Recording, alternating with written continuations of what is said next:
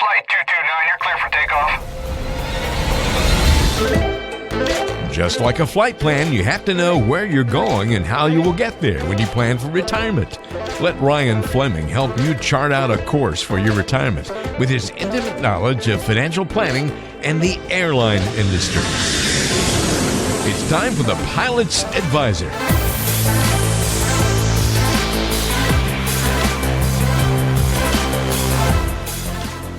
On today's edition of the Pilot's Advisor, Ryan Fleming, as always, is here with us, a financial advisor at Fleming Financial Group.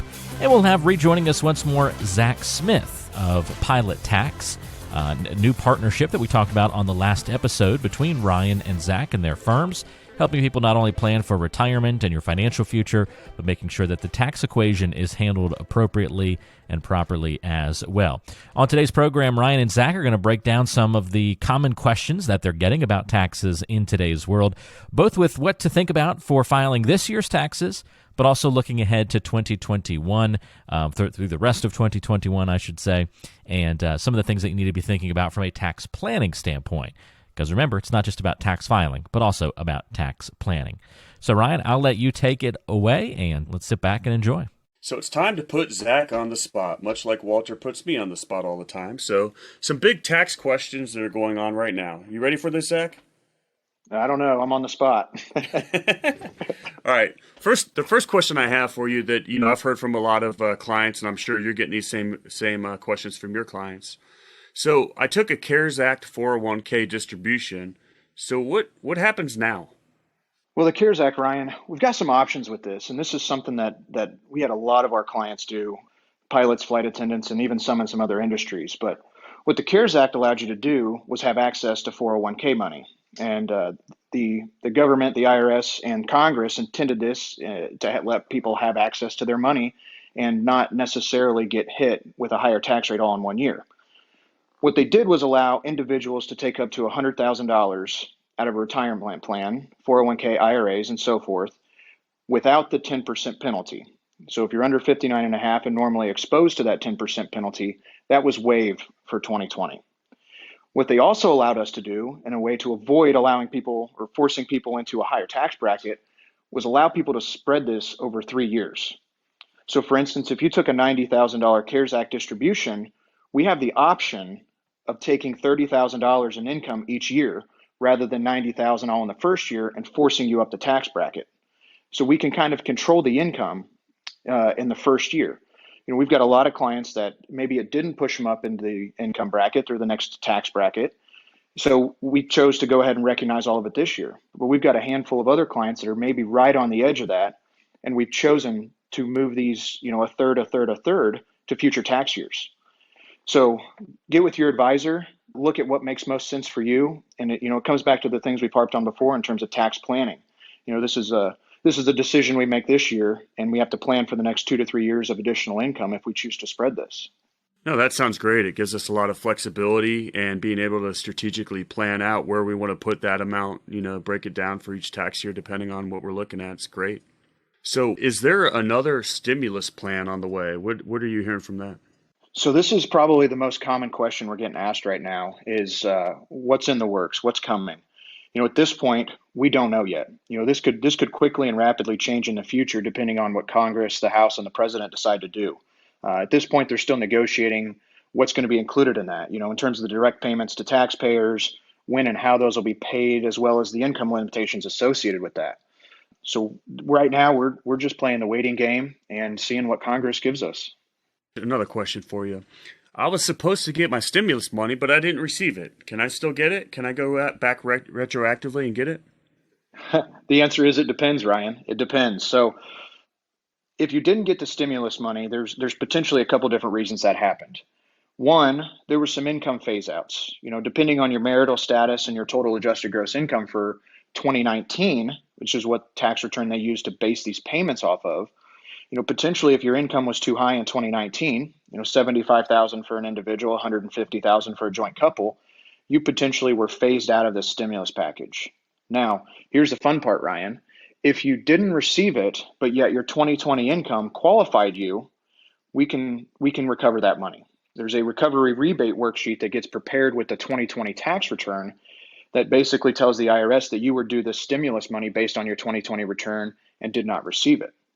Now, we've had some other clients that potentially didn't get the stimulus plan when they should have qualified, even with the 2019 return. That could be because they potentially filed late, or the IRS didn't have a correct address, or they didn't have correct information to deposit it.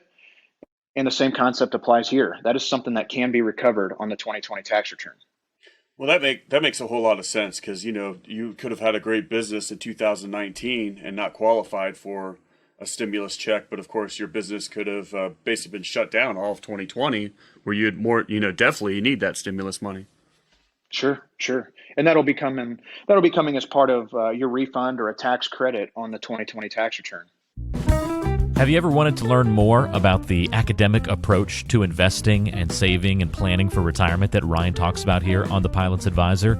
Well, if so, go visit pilotsadvisor.com. pilotsadvisor.com. You can watch a quick webinar on the academic approach to investing. It'll show you how not to speculate and gamble with your money. It's all based on Nobel Prize winning research. Only takes about 10 minutes to get through the video and watch it. Going to be worth your time, I promise you. Go check it out right now, pilotsadvisor.com. It's a webinar that covers that academic approach to investing. pilotsadvisor.com. All right, back to the show. All right, so Biden's new tax laws, or the tax laws that are coming, who, how, when, how will this affect our clients, or what can we think about going forward, planning going forward with tax changes in the future? Sure. So this is the big thing on a lot of our clients' minds is what's going to happen next year. Our anticipation is that there will be a tax plan proposal in Congress likely this year. We don't know what the timeline is on that, and there's not been anything formal introduced. But from a baseline of some of the proposals that they've made and some of the discussions they're having is, Biden has said all along that he doesn't want to raise tax rates on anybody making under 400,000. What we don't know is the 400,000 mark. Is that a single individual? Is that household income? We don't know what that looks like yet. There's been some discussion of increasing the child tax credit for those who have younger children, doing some things with dependent care credits. And then there's also been some discussion for those making over 400,000 of re-implementing some of the Social Security tax once you make 400,000 and potentially adjusting some of the income tax rates for those. So, kind of like the stimulus, we're just kind of playing the waiting game right now to see what comes through the pipeline and plan as we have information. Yeah, and that's what's so difficult, because I get the same questions from a lot of my clients. I mean, it's very possible that we have the lowest tax rates we're going to have right now, and you're trying to plan for the future, but it's an unknown. So, you have to almost kind of make some assumptions, but there's more questions than there are answers sometimes. Sure. And like we've talked about, Ryan, tax laws are subject to change with every new Congress and every new president. This is something that's been going on for decades. So we just have to plan for it as it comes, as things get approved, as things get through signatory with the president. We'll take it from there. Chasing the moving target always. One way to put it. Okay, well, this is a question that we had talked about previously offline, and it's something that I introduced to a lot of my clients, and I understand this is a question that you've gotten from many of yours. And the question is, so I've heard about this Backdoor Roth thing. What is it? Am I eligible? And then, of course, for my clients that have taken advantage of the Backdoor Roth and try to file their taxes by themselves, they're like, whoa, wait a second, how do I handle this on my tax return? Yeah, Ryan, this is one of those things that can be a wonderful retirement savings tool. However, there's a lot of requirements that have to be met in order for this to make sense. And Ryan, as you're aware, you can't necessarily contribute directly to a Roth IRA if you have a retirement plan, with your employer. And most of our pilots are obviously employed with some of the major airlines, whether it be cargo or commercial and so on and so forth. But once we hit that income limitation to be able to contribute directly to an IRA Roth, we have to look for other strategies. So this is one of those things where we have to do some planning, and there's some requirements that confirm the eligibility, determining if you're able to participate, depending on what other IRAs you have and things like that, and a lot of this can be planned for and structured to make you eligible. But the Backdoor Roth is a way of, if you're not necessarily eligible to contribute directly to the Roth, we contribute to a non-deductible traditional and get it in the Roth through rollover. So this allows those individuals who wouldn't otherwise be eligible to participate in these Roth IRAs. And if you guys have questions about these backdoor Roths, they are very, very valuable. Reach out to us, reach out to Zach, our firm, because this is definitely something that you should take advantage of if you have extra money that you want to get in the market and get it tax-free going forward. Well, hey there. We hope you're enjoying listening to the Pilot's Advisor today. Just wanted to take a quick moment from the show to remind you that if you have any questions ever about what Ryan talks about on the program, need any assistance with your financial planning, need some guidance to get to and through retirement, or whatever financial questions might be on your mind, don't ever hesitate to reach out. The simple way to get in touch with Ryan is to pick up the phone and call or text 843-475-3038. Again, that's 843-475-3038. You can also find Ryan online at FlemingFG.com. That's FlemingFG.com.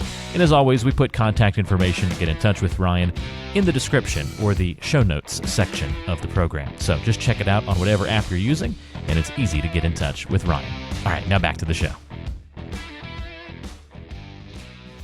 This tax stuff is fun. I got one more question for you. Ready? Bring it on.